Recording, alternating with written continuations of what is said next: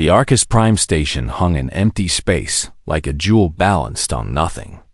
Inside the great hall of the station, representatives from every major galactic power sat around a massive table that curved in a perfect circle. The Krell Empire occupied one side, their scaled faces hard and cold. The Valorian Collective took the opposite side, their elegant forms dressed in robes of silver and gold. Between them sat the smaller powers, including the single human representative from Earth. Major Daniel Hayes wore the uniform of the United Earth Defense Force, dark blue with silver trim. At 42 years old, he had seen more conflicts than most beings could count. His face was lined with the weight of decisions, and his eyes held the steady gaze of someone who had looked into darkness and refused to blink. He did not speak much during these meetings. He listened instead, and when he did speak, others paid attention. The emergency summit had been called 3 weeks ago. The Krell Empire and the Valorian Collective stood at the edge of war. Trade disputes had turned into territorial claims. Territorial claims had turned into military posturing. Now, with fleets gathering at contested borders, the Galactic Council needed someone to mediate. They had chosen humanity, partly because Earth was neutral, partly because humans had a reputation for seeing solutions where others saw only conflict. The Krell commander, a massive being called Vex, was speaking about honor and power. He talked about the weak waters of Valoria, where, he claimed, the Valorians hid behind pre-words instead of fighting. His voice carried the weight of certainty. The Krell had fought for centuries and won every war. They believed they could not lose. The Valorian king, Alder III, sat with his hands folded before him. His voice was softer than the Krell's, but it carried its own kind of strength. He spoke of trade routes and mutual benefit. He spoke of the cost of war, not in territory, but in lives. The other Valorian nobles beside him nodded and remained silent, content to let their king speak while they observed. But there was one, Valorian, who did not sit still. Princess Lyra sat at the far end of the Valorian section, the youngest of King Alder's children. Unlike the others, she wore simple clothing instead of elaborate robes. Her scales were the pale color of starlight, and her eyes were bright with intelligence and emotion. She had been trying to speak for the past hour, but the council kept moving past her, ignoring her raised hand. Daniel watched her. He had read the background files on all the representatives. Lyra was the fourth child, the one who studied philosophy and peace rather than military tactics and conquest. She had pushed her own father to attend this summit, believing that if the two powers could talk face to face, war could be avoided. Most of the galactic powers thought she was naive. Some thought she was dangerous because her ideas challenged their way of thinking. Finally, when there was a pause, Lyra stood up. Her movements were quick and direct, nothing like the careful gestures of the other Valorians. "The cost of war is not measured in credits or territory," she said, her voice clear. "It is measured in the children who will never be born and the dreams that will never come true. Both our peoples want safety and prosperity. We do not need to fight each other to achieve this." The Krell commander laughed. It was a sound like stone grinding against stone. "The young princess speaks of dreams. In the Krell Empire, we understand that power is the only language that matters. Dreams belong to the weak." Lyra's face hardened. "Then you are already lost, Commander. An empire built on power alone will fall the moment it meets something stronger. But an alliance built on shared values can stand against anything." King Alder closed his eyes. Daniel could see the father's concern written across his face. Lyra had spoken truth, but truth was not always what the Galactic Council wanted to hear. The session broke for rest, and Daniel stood to stretch his legs. The hall was designed for beings of many different shapes and sizes, so there was room to move.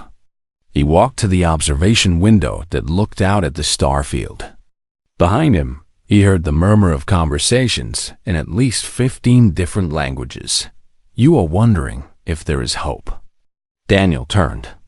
Lyra stood behind him, smaller than he was, but somehow commanding the space around her.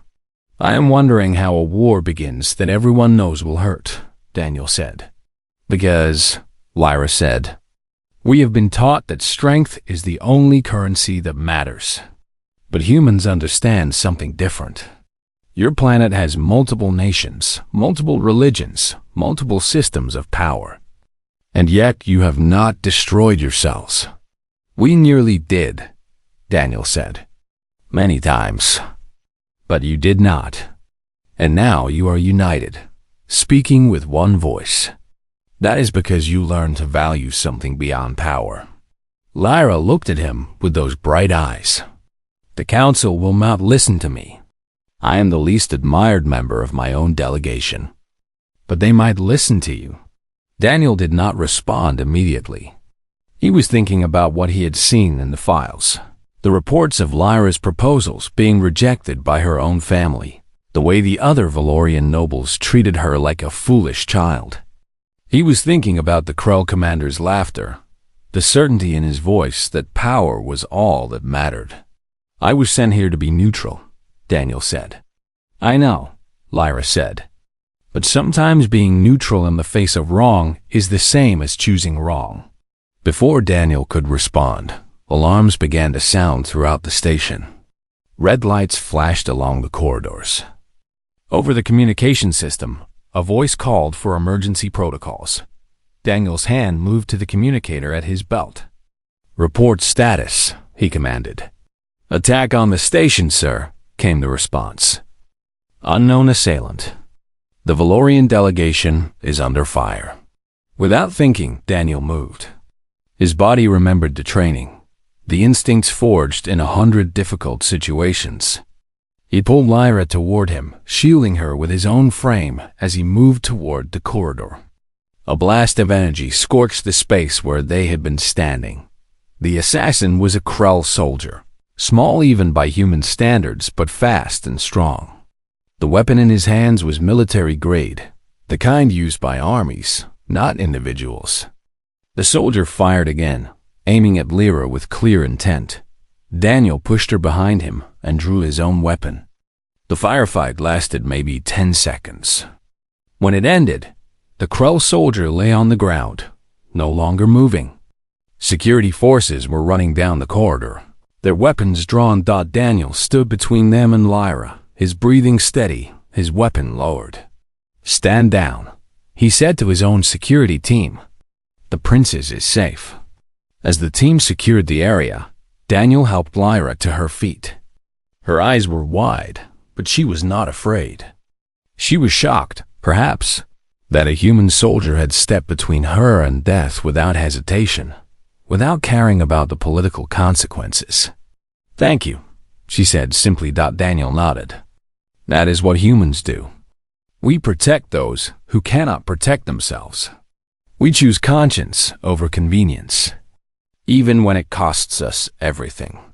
The words felt like a promise he did not yet understand he was making. The news spread across the galactic networks faster than light could travel. A human soldier had broken protocol. He had taken a side in a conflict that had not yet turned into war. The headlines screamed about betrayal, about human weakness, about the folly of trusting an inferior species with matters of galactic importance. Earth's government issued a statement within hours. Major Daniel Hayes was acting without authorization. They disavowed his actions. They promised the Krell that humanity would investigate this breach of neutrality. Daniel was effective immediately suspended from his position and ordered to return to Earth for court-martial. The statement was political survival. Daniel had known it would come. He sat in the temporary quarters the station had assigned him and read the message twice. He did not feel anger or betrayal. He felt clarity. There was a knock on his door. Lyra stood in the corridor, dressed in simple clothes again, not the formal robes of her station. Behind her stood 2 Valorian guards, but she gestured them back. I came to ask you something important, she said. Daniel stepped aside, and she entered the small room. Outside the window, the stars burned cold and distant. The Krell will attack our outer colonies within 5 days, Lyra said without preamble. Intelligence suggests an assault on Kepler Station and the settlements around it. The population there is mostly civilians, workers, and their families. The Galactic Council will not authorize intervention because officially war has not been declared. My own military hierarchy is frozen with fear, waiting for official authorization that will not come. Daniel listened. He could see the weight of this knowledge pressing down on her shoulders. I need a human commander, Lyra continued. I need someone the Galactic Council cannot control. Someone who has already chosen conscience over convenience. I need you. That would be full rebellion, Daniel said. Against Earth, against the Council, against every protocol that exists. Yes, Lyra said. It would be. Daniel turned to look out at the stars. He thought about the civilians on Kepler Station. He thought about children sleeping in quarters that would become targets in 5 days. He thought about the choice between obedience and morality. I will do it, he said. What followed was 36 hours of organized chaos. Lyra used her position as a royal to commandeer 2 Valorian capital ships. Daniel contacted the human military units stationed on various stations throughout the sector. He did not ask them to rebel. He simply told them the truth about what was coming and asked who would volunteer to help. Save civilian lives. 17 human soldiers volunteered. Pilots, engineers, medics, and weapons specialists. Some were veterans like Daniel, old enough to remember conflicts that had scarred them. Others were younger, still idealistic enough to believe that doing the right thing mattered more than following orders. They worked through the night preparing the 2 ships. The Valorian engineers worked alongside the human crew, and Daniel noticed something interesting happening. Neither species tried to change how the other worked. Instead, they adapted, learning each other's methods. Discovering that humans and Valorians approached problems differently, but arrived at the same conclusions dot by dot. They were ready to depart. The Galactic Council issued warnings. The Krell issued threats. Earth's government sent 3 more messages, demanding Daniel's immediate return. Daniel did not respond to any of them. As the 2 ships left Arcus Prime and jumped to faster-than-light speed. Daniel stood on the bridge beside Lyra. She looked smaller in the commander's chair, but not weak, determined. The other Valorian commanders, Daniel said. They do not support this. My father does, Lyra replied. He said I have always been the least admired of his children. Perhaps it is time to discover if that means I am free to do things the others cannot. They traveled through space at speeds that made human ships look like ancient vessels. The Krell had superior technology, but they did not have human strategy. And they did not have the kind of trust that formed between soldiers who chose to fight together. When they arrived at Kepler Station, the Krell assault fleet was already dropping out of hyperspace on the other side of the colony. 23 massive warships, armed with weapons that could vaporize cities. Lyra did not hesitate. She issued the command, and her ships moved to stand between the Krell fleet and the civilians. On the communication channel, Daniel heard the shock in the Krell commander's voice. He had not expected resistance. He had certainly not expected a human and Valorian alliance to form so quickly. This is illegal, the Krell commander broadcast. Stand down or be destroyed. Lyra took the communicator herself. I am Princess Lyra of the Valorian Collective, and I am ordering you to cease your assault. Your targets are civilians, and I will not permit their slaughter. You are a fool, the Krell commander responded. You have no authority to order anything. You are nothing but a weak noble playing games. Daniel stepped forward. This is Major Daniel Hayes of the United Earth Defense Force. You are attacking a civilian installation. We are prepared to defend it. Stand down now, or face the consequences." The Krell commander laughed that grinding stone sound again. But now it sounded less certain. What happened next was not a battle. It was a choice. The Krell commander ordered the assault, and Lyra's ships moved to intercept. The human pilots, outnumbered by 4-1, engaged the Krell fighters with a precision that spoke to hundreds of hours of training. They did not win the fight. But they did not need to. They bought enough time for the civilian evacuation shuttles to launch from Kepler Station. 4,000 people made it to safety, families with children, workers, and their loved ones. The Krell pulled back when they realized the cost would be higher than they wanted to pay. One of the human pilots had been killed, his ship exploding in a burst of light against the stars. His name was Captain Eric Lopez, and he had volunteered knowing the odds. As the ships limped back toward the nearest station for repairs, Lyra sat beside Daniel in the command room. Both of them were exhausted. "What happens now?" Lyra asked. "Now," Daniel said, "the galaxy discovers that a human and a Valorian princess can do more together than either could do alone. Now the war begins, but not the kind anyone expected." Outside, the stars burned on, indifferent to the choices of small beings in a vast universe. But those small beings had chosen to matter, and that choice would echo across the galaxy. 2 weeks of constant movement.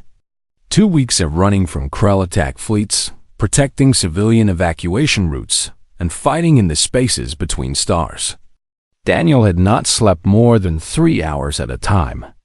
Lyra moved through the corridors of her ship with a kind of walking meditation, driven by purpose even as her body screamed for rest.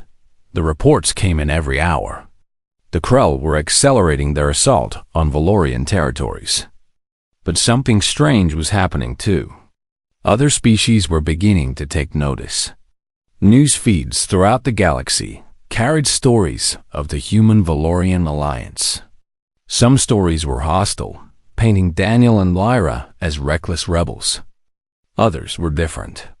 They showed ordinary beings watching as a human and an alien princess stood together, refusing to accept that their peoples had to be enemies. The crisis point came at Settler's Moon, a farming colony with a population of 30,000. The settlement was old, built over centuries by families who had made the rocky soil bloom with crops. It was not a military target. But the Krell did not care about the distinction between military and civilian anymore. The assault fleet jumped into position early, before the evacuation shuttles could launch. 8 capital ships, weapons charging, targeting the settlement directly. Daniel received a distress call while Lyra was in the medical bay, treating the wounds she had received 3 days earlier. A weapon system had malfunctioned, and shrapnel had caught her across the ribs. She had stayed on her feet through the pain, directing her ship and crew. Now the doctor was finally forcing her to sit still. "We have 30 minutes before they can bombard the colony," the Valorian commander on Settler's Moon reported. "The shuttles cannot launch in time. We need air support now." Daniel was already moving. He reached the medical bay and found Lyra standing, her wound bandaged, reaching for a uniform jacket. "No," Daniel said. It was not a suggestion. "Yes," Lyra replied. They had developed a shorthand in the past 2 weeks, a way of communicating that required almost no words. 30,000 people. You are injured. I have been more injured. I will be more injured before this ends, if we live long enough to see that day.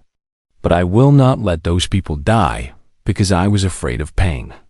There was no argument he could make that would change her mind. Daniel had learned this about her quickly. She was not reckless. She was brave. It was a different thing entirely. They moved together to the bridge.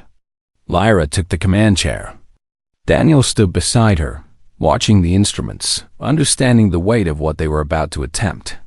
"All available fighters," Lyra commanded. "We are going in. Maximum speed." The human pilots launched first.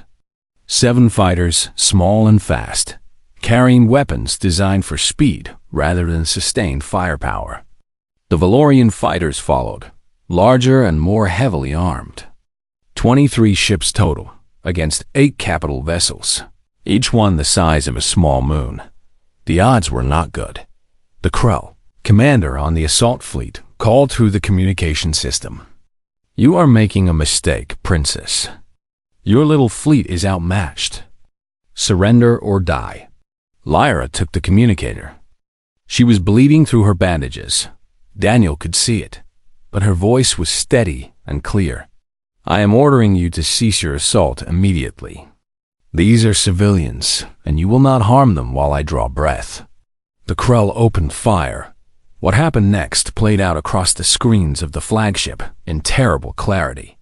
The human fighters engaged first, and immediately Daniel saw the difference in their approach. They did not try to match the Krell weapon system for system. Instead, they used speed and coordination.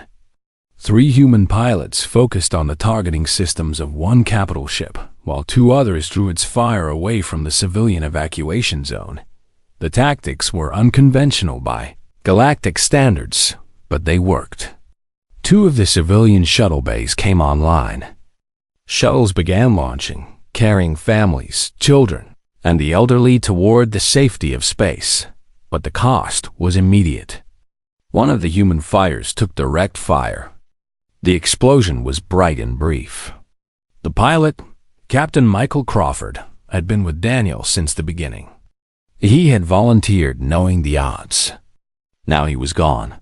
Lyra made a sound in her throat, something between anger and grief. "Continue the assault," she commanded. "Do not hesitate. Do not honor them with your hesitation. Honor them by saving these people." The Valorian fighters engaged the capital ships now, and the battle became a chaos of energy weapons and shattered shields. But something unexpected was happening on the Krell ships.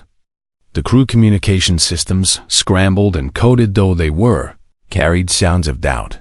One of the Krell junior commanders had a channel open. His voice carried across the net, not encrypted but raw. "We are being fought by children and aliens. We are dying for territory. Why? Why do we accept this?" The broadcast did not last long. The senior commander cut the channel, but the damage was done. Doubt, once spoken, cannot be unspoken. The younger soldiers heard it. The support crew heard it. The momentum shifted. Daniel watched Lyra throughout all of this. She stood in the command chair, bleeding, exhausted, giving orders with absolute clarity. She made a decision that none of the military commanders aboard agreed with. "Broadcast on open channel," she said. "Full spectrum. Do not encrypt it." But the communications officer protested. "The Galactic Council will hear this. Your father will hear this." "I know," Lyra said. "Broadcast it." What she said next would become the most quoted speech of the next decade. She spoke not to the Krell commander or the council. She spoke to the Krell soldiers directly, the ones in the barracks and the engine rooms, the ones flying the fighters and manning the weapons. "I know you are not evil," she said, her voice steady and clear. "I know you are people with families, people who want safety and prosperity just like everyone else. Your commanders have told you that we are enemies because we are different. But the human beside me has taught me something important. Different does not mean enemy. Strength does not mean killing. A real empire is not built on fear. It is built on making people want to follow you because you offer something worth following." She paused. Daniel could see her hand trembling, but her voice did not waver. "Stop fighting us," Lyra continued. "Tell your commanders you will not die for a lie. Tell them you choose something better. Tell them you are ready for what comes next." The battle did not end immediately, but it changed. The Krell assault ships began to pull back. Not all of them. The senior commanders were still committed to the fight. But 3 of the 8 ships cut their weapons and signaled withdrawal. The human and Valorian forces pushed forward, protecting the evacuation shuttles. Another human fighter was hit, but the pilot ejected successfully, pulled from the void by a rescue shuttle. The civilian evacuation was nearly complete. Lyra slumped in her chair. The adrenaline was fading, and the pain was returning with vicious intensity. Daniel was at her side immediately, catching her before she could fall. "How many?" she asked. 28,917, the officer reported. "We saved nearly everyone." Lyra closed her eyes. Captain Crawford, Captain Lopez, the others. 14 souls lost, Daniel said. He used the old human phrase deliberately, treating the fallen as individuals who had mattered, not as statistics. "They will not be forgotten. I promise you that. They will not be forgotten." The Krell assault fleet continued to retreat, and for the first time, Daniel felt something shift in the balance of power. It was not military might that had stopped the assault. It was Lyra's voice, carrying across the void to soldiers who were tired of being told their lives did not matter.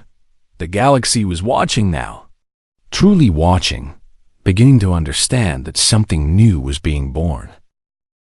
The debates raged across every communication network and gathering place in the galaxy. News anchors dissected every moment of Settler's Moon.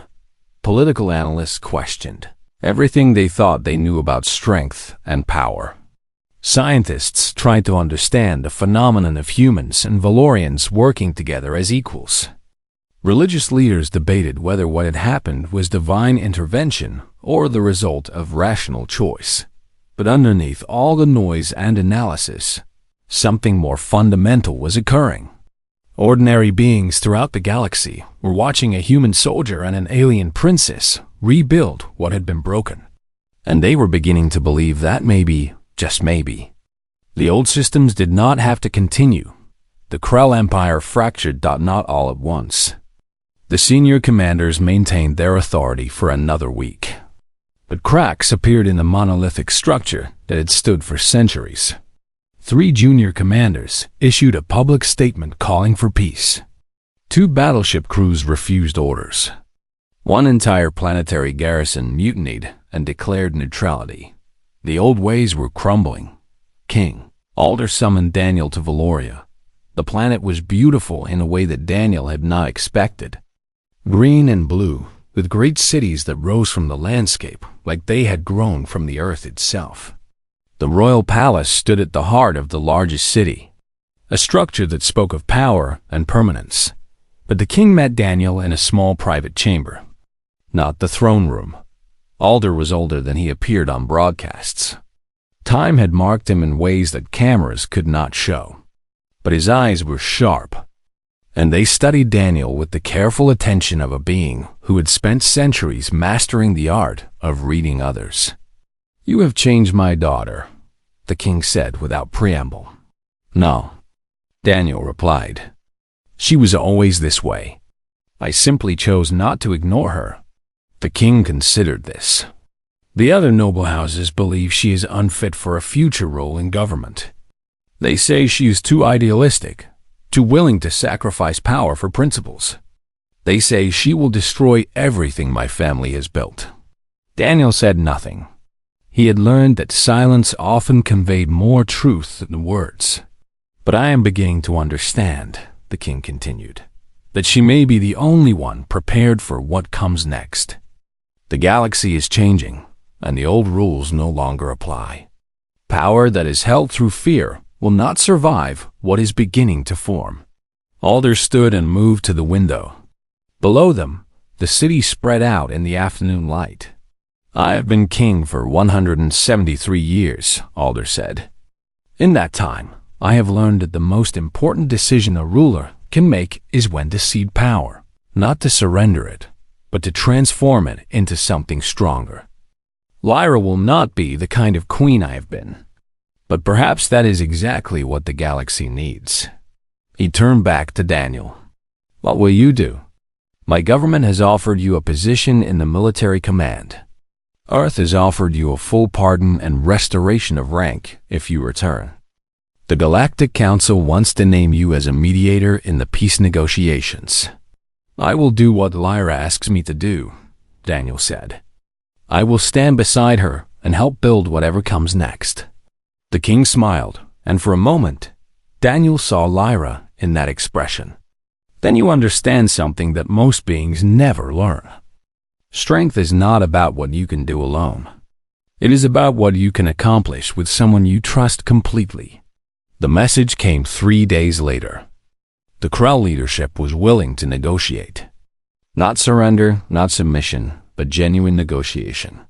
The senior commanders who had resisted the change were stepping aside. A new council was forming, and they wanted human and Valorian representatives at the table. The summit was held on Arcus Prime again, in the same hall where Daniel and Lyra had first met. But the atmosphere was completely different. The certainty was gone from the Krell voices.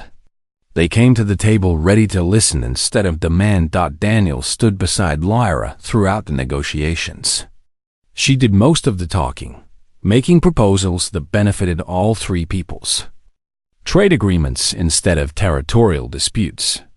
Shared resources instead of competition. Military alliances based on mutual defense instead of conquest. It was not perfect. Not every issue was resolved. But the fundamental direction was clear. The galaxy was choosing cooperation. Earth's government issued a new statement.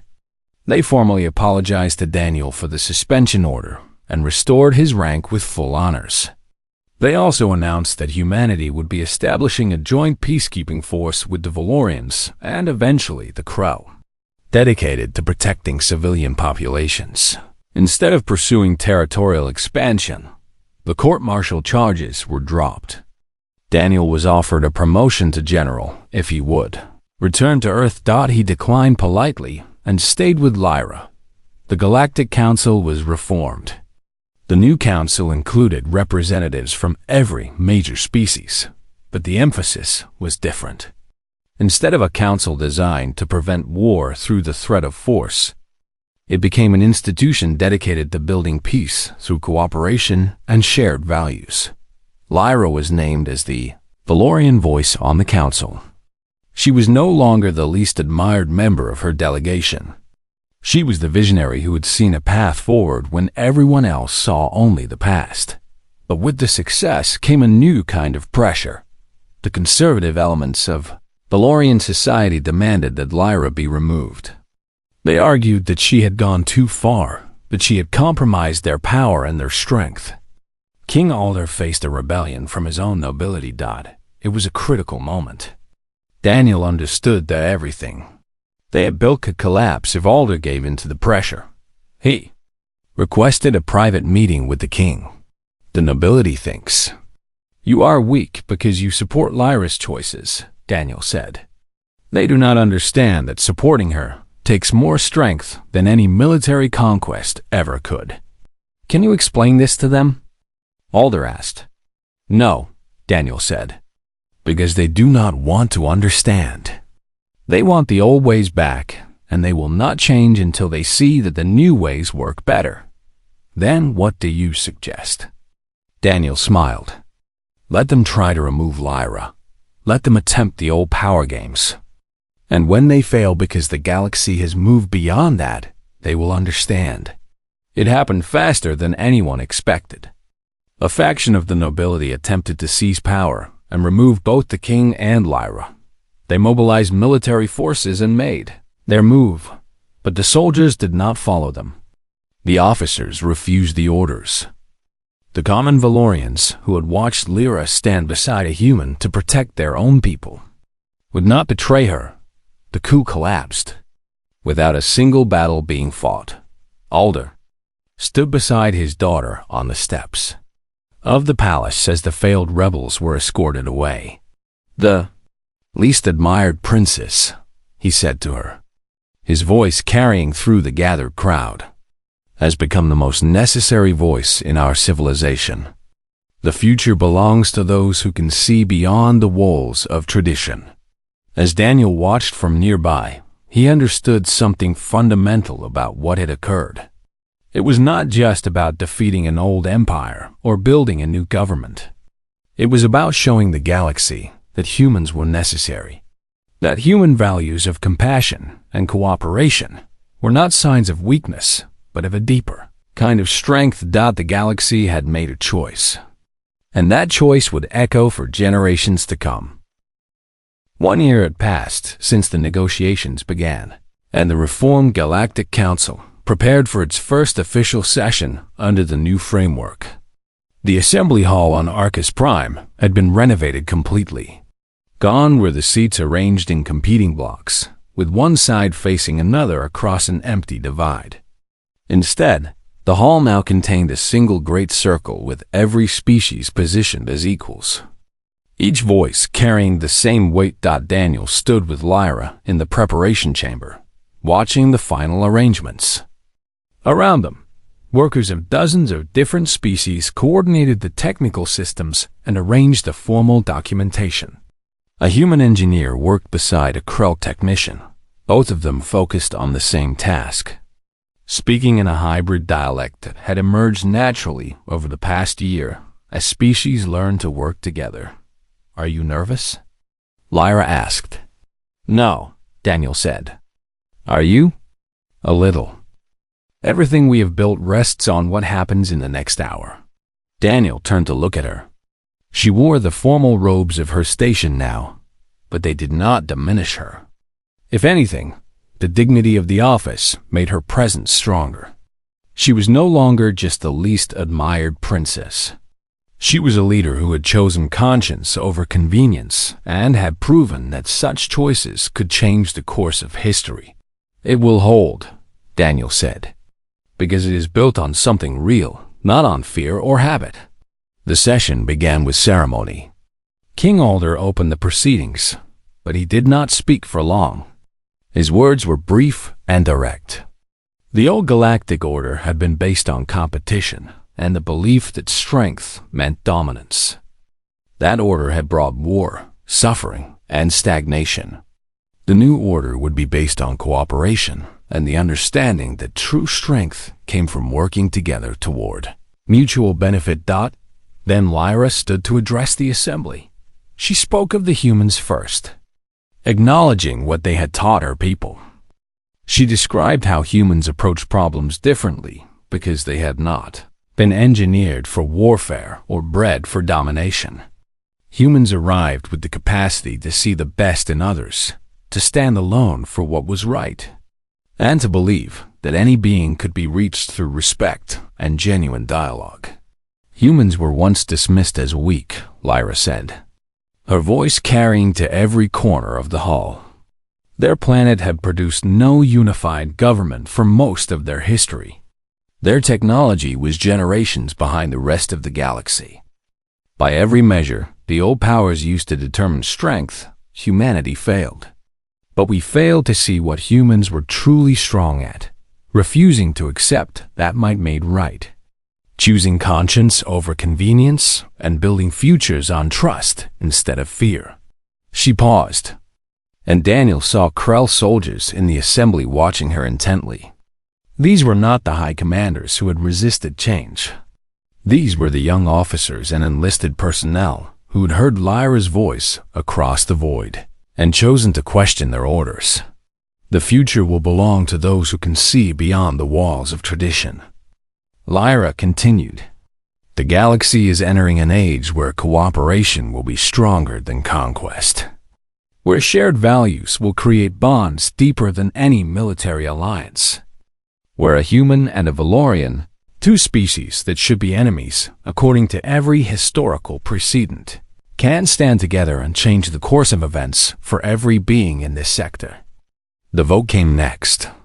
Every species represented in the council voted to adopt a new framework. Not unanimously, but with overwhelming support. Only 3 worlds abstained, and their abstention was a choice, not a capitulation. They did not agree with the new order, but they accepted it. After the formal session ended, a celebration began. The great halls filled with beings of different species, eating, drinking and dancing in ways that reflected their unique cultures. Humans mixed with Krell. Valorians shared conversation with species they had never encountered before. The barriers were breaking down, not through force, but through genuine encounters between individuals who chose to see each other as beings deserving of respect. Daniel moved through the crowd, greeting officials and soldiers, accepting thanks and congratulations. But he kept moving toward Lyra, who stood on a high platform, receiving the formal acknowledgments of her people. When he reached her, she took his hand without hesitation. "They are already talking about your future," Daniel said. "They say you could be the first galactic chancellor, someone who represents all species, not just Valoria. What do you think?" Lyra asked. "I think you should do it if it is what you want. But I also think you should remember that you did not reach here alone. All the people who chose to stand with us, all the soldiers who refused to follow orders that violated their conscience, all the ordinary beings who began to believe that change was possible. They are part of this too." Lyra nodded. She had not released his hand. "Will you stay beside me if I take that role?" "Yes," Daniel said without hesitation. "For as long as you need me." It was a promise that would define the next decade of galactic history. Lyra accepted the position of Galactic Chancellor, the first being in history to hold authority over all major species. And Daniel became the head of the unified peacekeeping force, dedicated to protecting civilian populations, instead of pursuing military conquest. But it was not their titles that defined them. It was the relationship they had built, the model they created, the proof they offered to the entire galaxy that different species could work together as equals, and that when they did, they could achieve things that no single power ever could. Years passed. The conflicts did not end completely. There were still disagreements, still moments of tension, but the fundamental direction of the galaxy shifted. War became less common. Cooperation became the default instead of the exception. The Krell Empire transformed into the Krell Collective, a union of independent worlds that maintained their identity while participating in galactic governance. The Valorian Collective remained strong, but they evolved into a society that valued compassion as much as power. And humanity, once dismissed as weak and insignificant, became recognized as essential to galactic society. On a quiet evening, sitting together in the observation chamber of the new peace station, Daniel and Lyra looked out at the stars. "Do you remember when you told me that humans understand something different about strength?" Daniel asked. "Yes," Lyra said. "I was wrong about something when I told you that. I said humans learn to avoid destroying themselves. But the real truth is more important. Humans learn that the goal is not to win over others, but to win others over, to make them want to be part of something better." Lyra was quiet for a moment. "That is what you did with me. From the moment you saved my life, you showed me what that kind of strength looked like." "No," Daniel said. "I simply saw someone with courage and conviction and chose not to ignore her. The rest you did yourself." Around them, the work of building a new galaxy continued. In meeting halls and on trading stations, in the hearts of ordinary beings who had chosen to believe in something better. The revolution that had begun with a human soldier and an alien princess was taking root. The galaxy had learned that humans were not weak. They were different. They were essential. They were the voice that dared to ask if the old ways had to continue. The hand that reached out in friendship to those they could have seen as enemies. The conscience that refused to be silent in the face of wrong. As the stars burned on in the darkness, two beings of different worlds stood together and looked toward a future they had chosen to build instead of merely accept. The least admired princess had become the most necessary voice in civilization. The human soldier who had stepped outside protocol had become the architect of peace. And the galaxy, watching them, finally understood what it meant to be truly strong.